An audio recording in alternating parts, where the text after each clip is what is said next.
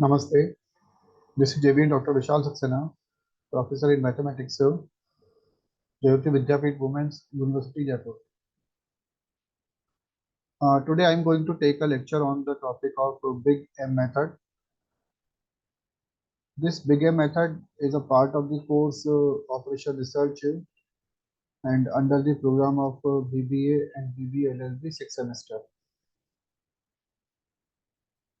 So today's topic is Big M method, and Big M method is a part of the linear programming problems in Operation Research.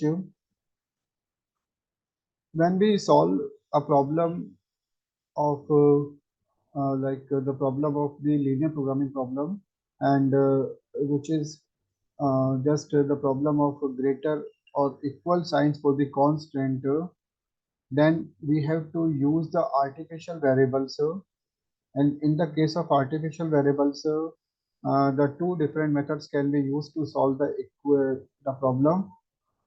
One is the method of Big M, and second is the method of two-phase. So today we are discussing on the Big M method. So let us see what is Big M method, and we will just see this method with one example. So far we have seen that linear programming constraints with less than or type, we come across problems with greater than and equal to type also. So means the problems of linear programming in which the constants are greater or having the sign greater or equals, then in these cases each of these types must be converted to equations by using the slack and the surplus variables.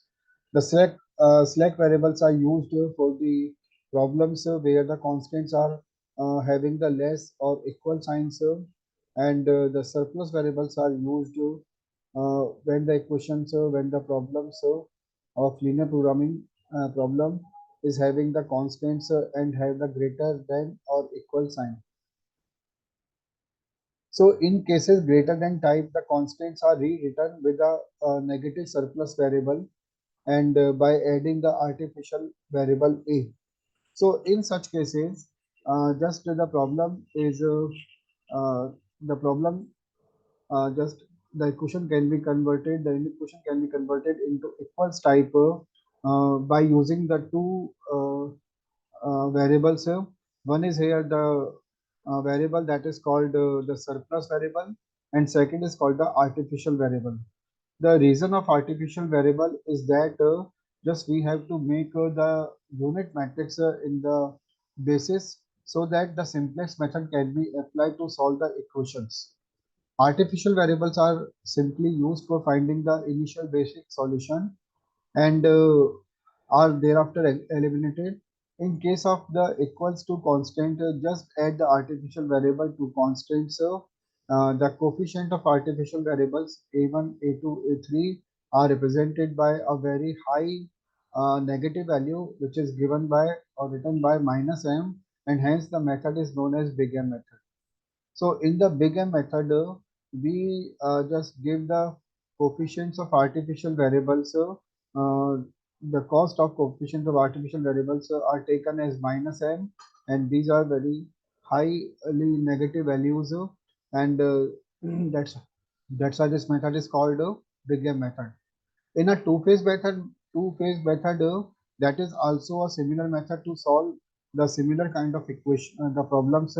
But the two-phase method is a different one in which the method is divided into two phases, and in the Big M method, the method of solution is just done in only single phase. Let us see one example to explain this. Suppose we are having this problem minimizing z of 4x1 plus 3x2 and subject to the constants 2x1 plus x2 greater than or equals to 10. Second is minus 3x1 plus 2x2 less than or equal to 6. And third is x1 plus x2 greater than or equal to 6. The two variables x1 and x2 are must be greater than or equal to 0 in the non-negative condition. So in this problem, the objective function is given that into minimization type, and the three constants are given that and the two constants are given are having the sign greater than or equals to, while the one constant is having the sign less than or equals to. Now, for the solution, first we have to convert our problem of minimization into the maximization type. Therefore, the objective function is multiplied with a negative sign. So the objective function now becomes a maximize z star, and this equal to minus 4x1 plus 3x2 minus 3x2 plus 0x3 plus 0x4 and plus 0x5. So that is the maximize z star equal to minus 4x1 and minus 3x2, and rest are the variables, maybe artificial variables or the surplus variables. Now just see the constants here. In the constants, in the first constant, 2x1 plus x2 greater than or equals to 10, we are using the first minus x3, means the one surplus variable is taken, and that is x3. So my 2x1 plus x2 minus x3 equal to 10. In the second constant, just we have to use a one slack variable, that is minus 3x1 plus 2x2 minus 3x1 plus 2x2 and plus x4 equal to 6. So x4 is here the slack variable, and in the next constant, third constant, x1 plus x2 minus x5 is equal to 6. So these are the three constants, and we have used here the surplus and the slack variables. And now to just make a unit matrix into the basis, we have to use some artificial variables. So clearly, we do not have a ready basic feasible solution. The surplus variables carry negative coefficients minus 1, and we introduce two new variables, a1 greater than or equal to 0 and a2 greater than or equal to 0 in the first and the third equation. That is actually the constant in which a1 and a2 are just have been added, and these are the two artificial variables. The extraneous variables are commonly termed as artificial variable and play the same role as that of the slack variable in providing a static basic feasible solution. Now we assign a very high penalty cost. So just now we are assigning the high penalty cost minus m to these variables in the objective function, so that they may be driven to 0 while reaching the optimality condition. And therefore, now the following initial basic feasible solution is can be taken as a1 equal to 10. Okay, a1 equal to 10 means in the given first constant, and second is x4 equal to 0, x4 equal to 6. So in the second constant, x4 is taken as the 6, the initial basic feasible solution, and in the third constant, a2 is equal to 6. And with b is equal to a6, a4, a7 as the basis matrix, and the cost matrix corresponding to basic feasible solution is minus m, 0 and minus m. So these are the corresponding cost matrix for the basis matrix, minus m, 0 and minus m. So therefore here minus m and minus m are used for the two artificial variables a1 and a2. Now look at this table there. In this table we can see this one initial iterations we are given that cb, then yb and xb.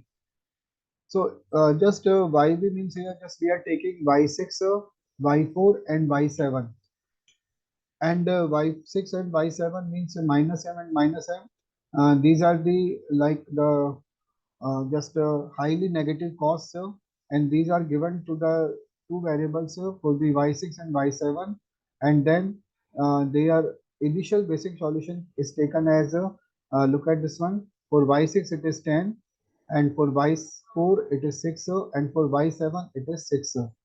So this one can be taken as this one here. So just we can see, we can observe there y6 and y7 are the two artificial variables. These are being added in the first and the third constant, their costs are taken as minus m and minus m, and y4 is the slack variable which is used in the second constant, and its cost is taken as 0, and initial basic feasible solution is considered as 10, 6 and 6, and now write their cost in the upper row: minus 4, minus 3, 0, then 0, 0 and minus m and minus m. So after this, a regular simplex method and a general simplex method is to apply for the incoming vector and for outgoing vector, and that is the way to solve the this problem. So just a bigger method means here the highly negative costs have been added for the artificial variables, and after that the process is a very ordinary method of simplex, and just this is the first table made for solution. So just look at here. First we have to find del j. Del j at the bottom row. Del j means zj minus cj, and it is given by cb into yj minus cj. So just as similar to simplex method, we have to find del 1, del 2, del 3, del 4, del 5, del 6 and del 7. So look at there. Just what is del 1 coming? Minus 3 m plus 4. Del 2 is coming minus 2m plus 3. And in this way, we are getting the other del j's. Which one is most negative? The most negative can be seen there. We observe that a most negative Zj minus Cj is 4 minus 3m. It is 4 minus 3m in the second means corresponding to y1. Okay, it is corresponding to y1 there. The corresponding column vector y1, and therefore y1 is called the incoming vector. So y1 will ultimately enters in the basis, and next we have to find the the ratio xbr upon yrj. Xbr upon yrj for the outgoing vector. So it means for the column xb and column y1. So xb is divided by y1 only for the cases where the y1 value is positive, and not for equal to 0 and not for the negative values. So it is 10 by 2 which is equal to 5, and this is 6 by 1 which is equal to 6. So which is the minimum value? The minimum xbr upon yrk means xb upon y1 is 5, which is corresponding to first row. That means it is for the 10 by 2, and therefore the the vector y6 is now the outgoing vector, while the y1 is the incoming vector. So y1 replace here y6 in the basis, and next we have to make another table for the simplex, and by the usual method. By the usual method, we have to make the second simplex table, and look at the second simplex table is made there, and for the second simplex table you can see the first row means y6 is replaced by y1, and the entries of this table can be made by the usual simplex method. And now just we have to calculate the del j's. So it is del 1, del 2, del 3, del 4, del 5, and del 7. Because y6 was the artificial variable, and in the first step, it was just outgoing vector. So it is not required to write again in the second simplex table. And next, we have to find del 1, del 2, del 3, del 4, del 5, and del 7. So look at here, all the del j's value are not coming positive. Therefore, this just process is to further apply for the solution, and which is the most negative value. The most negative value is there. Just we can observe there in the above table. Now, since the most negative Zj minus Cj is Z2 minus C2, and the non-basic variable y2. So look at therefore minus m minus 20 is one negative value. Next is minus m by 2 plus 1 and minus m by 2 plus 2. So the most negative value is corresponding to y2. That means it is minus m by 2 plus 1, and therefore y2 element will just come in the basis, and one of the vector will just is the outgoing vector from basis. So for this we have to calculate the minimum xbr upon yrk. So look at this one here, 5 upon 1 by 2. So then it becomes here 10, 21 by 7 by 2. So it becomes like 42 upon 7, and then it is here 0 by 1 by 2. Then it means it is 2 there, 0 there. So the minimum value is corresponding to y7, and therefore just y7 leaves the basis, and ultimately it is called the outgoing vector. And this 1 by 2 in this row, okay, and corresponding to y2, that is called a key element. So therefore y7 will leave the basis, and y2 will enter in the basis. And next the third simplex table, just you can see this one. In the third simplex table again, by the usual simplex method we have to make this one, and uh, in the column of yb we can see there y1, y4 and y2 is coming there. So y7 is replaced by y2, means in this step, in this table, both artificial variables have been just replaced. Therefore this table will consist of only the slack variable as well as the given variables. And when we will find the all day del j's, and you can see the del 1 becomes 0, del 2 becomes 0, del 3 becomes 1, del 4 becomes 0, and del 5 becomes 2. So ultimately all del j's are the positive values. Therefore this step is the last step for this solution, because ultimately when all del j's will become positive, then our procedure will stop at this stage, and this table will give us the final basic feasible solution.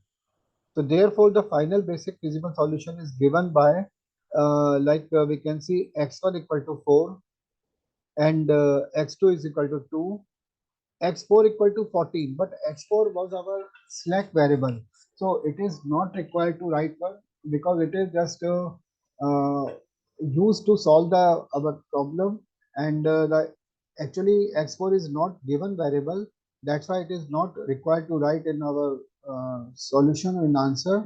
So just two variables are coming there, x1 equal to 4 and x2 equal to 2, and correspondingly find the maximum z. Maximum Z means it is coming there 22, and maximum Z can be obtained by just multiplying CB into XB, the cos CB into XB, and that will give us the maximum Z. So maximum Z is equal to minimum of Z star, and in this way the problem is solved by the Big M method. So this is the Big M method, and Big M method is comparatively a better method as the two-phase method, because in the two-phase method just there will be two steps to solve, and the more required points are there to use, and the Big M method is applicable for all the problems where the artificial variables have been used, and the equation, the constants will have the greater or equal sign. So I'm concluding with this here my today's lecture. Thank you.